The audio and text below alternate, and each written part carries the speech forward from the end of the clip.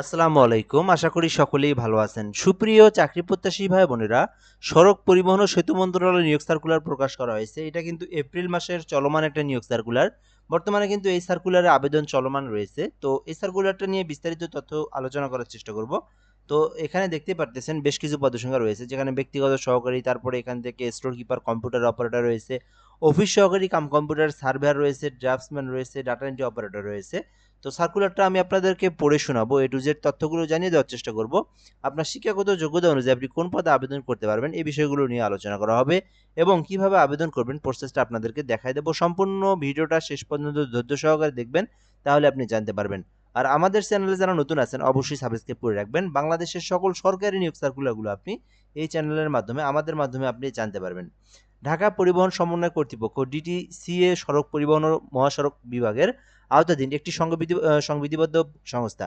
ডিডিসিএর রাজস্ব খাতে অস্থায়ীভাবে সৃজনকৃত নিম্নলিখিত পদসমূহের সরাসরি নিয়োগের মাধ্যমে পূরণের লক্ষ্যে পদের পাশে বর্ণিত যোগ্যতা সম্পন্ন বাংলাদেশের স্থায়ী নাগরিকদের নিকট থেকে অনলাইনে দরখাস্তের জন্য আহ্বান করা যাচ্ছে।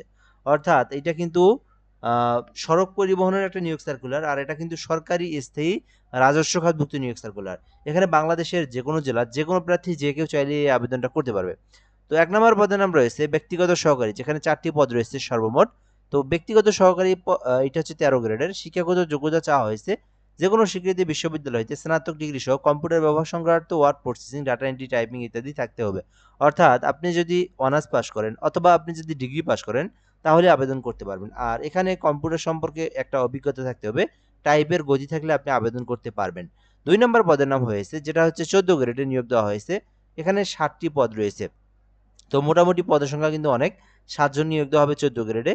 শিক্ষাগত যোগ্যতা চাওয়া হয়েছে যেকোনো স্বীকৃত বিশ্ববিদ্যালয় হইতে বিজ্ঞান বিভাগে স্নাতক। অর্থাৎ আপনাকে সায়েন্স ডিপার্টমেন্ট থেকে অনার্স পাস করতে হবে এবং সমমানের ডিগ্রি। আপনি যদি সায়েন্স ডিপার্টমেন্ট থেকে ডিগ্রি পাস করেও থাকেন তবুও আপনি আবেদন করতে পারবেন। আর এখানে কম্পিউটার সম্পর্কে বেসিক দক্ষতাগুলো আপনার অবশ্যই জানা থাকতে হবে, তাহলে আপনি আবেদন করতে পারবেন। ৩ নম্বরে রয়েছে স্টোর কিপার, যেখানে আবেদনের জন্য আপনাকে অনার্স অথবা ডিগ্রি পাশে আবেদন করতে পারবেন। এরপরে রয়েছে অ্যাকাউন্টস ক্লার্ক, যেখানে আবেদনের জন্য বাণিজ্য বিভাগে স্নাতক থাকতে হবে। অর্থাৎ আপনি যদি business administration business studies business বা এক কথায় বাণিজ্য শাখা থেকে বাণিজ্য বিভাগের যেকোনো একটা সাবজেক্ট নিয়ে যদি আপনি লেখাপড়া করে থাকেন, অনার্স পাস করেন অথবা আপনি ডিগ্রি পাস করেন, তাহলে আবেদন করতে পারবেন। এছাড়াও ৫ নম্বরে রয়েছে সহকারী স্টোর কিপার, যেখানে একটি পদ রয়েছে। এখানে আবেদনের জন্য শিক্ষাগত যোগ্যতা চাওয়া হয়েছে উচ্চ মাধ্যমিক, অর্থাৎ শুধুমাত্র এইচএসসি পাস করলে আবেদন করতে পারবেন। আর এখানে অবশ্যই আপনাকে কম্পিউটার সম্পর্কে একটা দক্ষতা এবং অভিজ্ঞতা থাকতে হবে। ৬ নম্বরে রয়েছে অফিস সহকারী কাম কম্পিউটার মুদ্রাক্ষরিক, যেখানে সর্বমোট ৪টি পদ রয়েছে। এখানে শিক্ষাগত যোগ্যতা চাওয়া হয়েছে উচ্চ মাধ্যমিক, অর্থাৎ শুধুমাত্র এইচএসসি পাস করে আবেদন করতে পারবেন। অর্থাৎ শুধুমাত্র এইচএসসি পাস করলে আপনি অফিস সহকারী কাম কম্পিউটার মুদ্রাক্ষরিক পদটিতে আবেদন করতে পারবেন। আর এখানে বাংলায় ২০ শব্দ, ইংরেজিতে ২০ শব্দের গতি থাকলে আপনি আবেদন করতে পারবেন। এছাড়াও সার্ভেয়ার পদ রয়েছে, একটি পদ রয়েছে। এখানে শিক্ষাগত যোগ্যতা চাওয়া হয়েছে কোনো স্বীকৃত ইনস্টিটিউট হইতে diploma in survey course certificate থাকতে হবে। অর্থাৎ আপনি যদি ডিপ্লোমা ইন সার্ভে থেকে আপনি যদি লেখাপড়া করে থাকেন, প্রশিক্ষণ গ্রহণ করে থাকেন, তাহলে আবেদন করতে পারবেন। এছাড়াও ডাটা এন্ট্রি অপারেটর রয়েছে, একটি পদ রয়েছে। শিক্ষাগত যোগ্যতা চাওয়া হয়েছে উচ্চ মাধ্যমিক। শুধুমাত্র এইচএসসি পাস করে যারা সরকারি চাকরির আবেদন খুঁজে থাকেন এবং আপনার যদি কম্পিউটার সম্পর্কে বেসিক দক্ষতাগুলো জানা থাকে, তাহলে আপনি ডাটা এন্ট্রি অপারেটরে আবেদন করতে পারবেন। এছাড়াও ৯ নম্বরে রয়েছে ড্রাফটসম্যান, যেখানে ৩টি পদ রয়েছে। এখানে শিক্ষাগত যোগ্যতা চাওয়া হয়েছে কোনো স্বীকৃতি বোর্ড হইতে উচ্চ মাধ্যমিক, অর্থাৎ শুধুমাত্র এইচএসসি পাশে আবেদন করতে পারবেন। শুধুমাত্র এইচএসসি পাস করলে আবেদন করতে পারবেন। এখানে মিনিমাম আপনাকে কি থাকতে হবে, একটা ১৮ মাসের ড্রাফটসম্যানশিপের উপর কোর্স সম্পূর্ণ থাকলে আবেদন করতে পারবেন। তো এই শিক্ষাগত যোগ্যতা যাদের রয়েছে এবং আপনার শিক্ষাগত যোগ্যতা অনুযায়ী আপনি যে পদে ইচ্ছে সেই পদে আপনি চাইলে আবেদন করতে পারেন।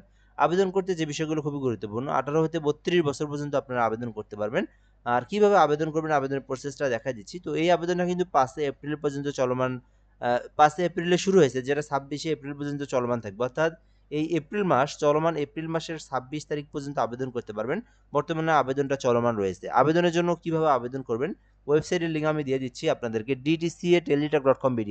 তো গুগল অথবা ক্রোম ব্রাউজারে সার্চ করবেন dtcaTeletalk.com.bd লিখে অনলাইনে সার্চ করলে আবেদনের ফর্ম পেয়ে যাবেন। ওখান থেকে আপনার সকল তথ্যগুলো দিয়ে আপনার আবেদনটা সম্পূর্ণ করতে হবে। আবেদন সম্পূর্ণ করার পরে আপনাকে পেমেন্ট ফি জমা দিতে হবে, সরকারি ফি যেটা।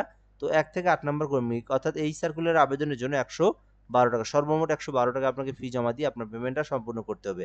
পেমেন্টটা সম্পূর্ণ করার প্রসেসটা হচ্ছে, প্রথমে আপনারা ডিটিসিএ লিখে ইউজার আইডি লিখবেন, তারপরে আপনারা 163 নাম্বার সেন্ড করে দিবেন। পরবর্তীতে পিন নাম্বার দিয়ে 163 নাম্বার সেন্ড করলে আপনার পেমেন্টটা কিন্তু সাকসেসফুলি সম্পূর্ণ হয়ে যাবে। তো এই ছিল মূলত বিষয়। তো যারা এই সার্কুলারে আবেদন করবেন দ্রুত সময়ের মধ্যে আবেদন করে নেন। 26শে এপ্রিল পর্যন্ত সময় রয়েছে। তো ভিডিওটা এই পর্যন্তই। ধন্যবাদ, ভালো থাকবেন। আসসালামু আলাইকুম।